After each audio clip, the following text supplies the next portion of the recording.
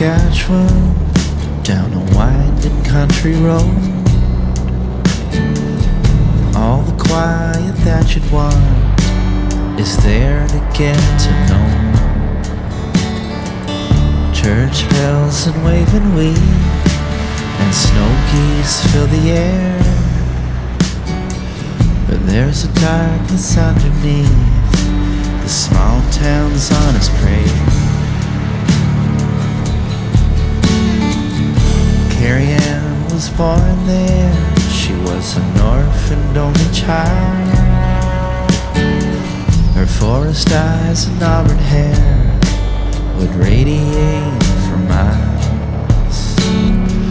They said that she was only 12 when her innocence was robbed.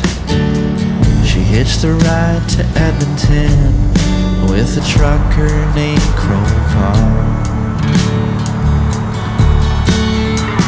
Sometimes the danger of escape outweighs the hell of the secrets that estrange you, though you've learned to hide them well.